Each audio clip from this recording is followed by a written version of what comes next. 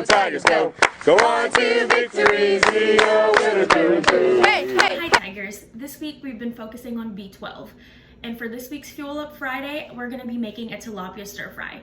Between one fillet of tilapia and 2 eggs, you will get about 2.4 micrograms if you have about a 3.5 ounce tilapia.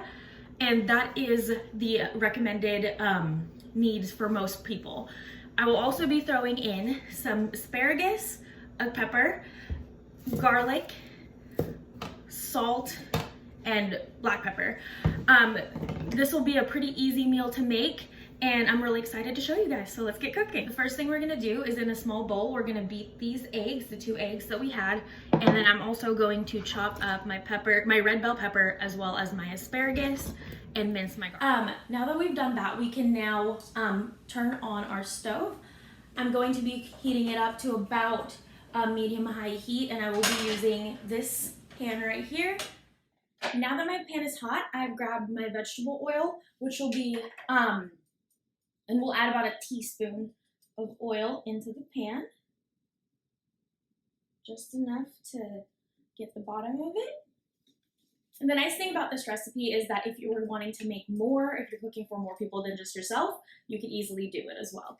Now that our oil is hot, I'm going to grab my tilapia fillet, which is a little bit larger than I would typically get, but I'm gonna put it in the pan and we're gonna pan fry it until it is cooked through. I'll flip it once.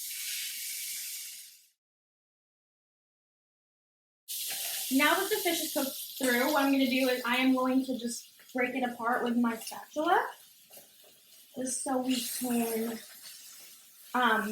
eat it a little bit easier.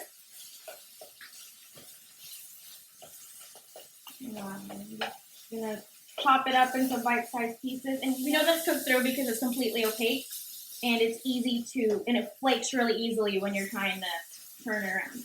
And now, the next thing I'm gonna do is I'm gonna add our vegetables, our asparagus and pepper, and it's gonna be about 5 minutes. I'm gonna wait until they're soft. I'm gonna stir them in here,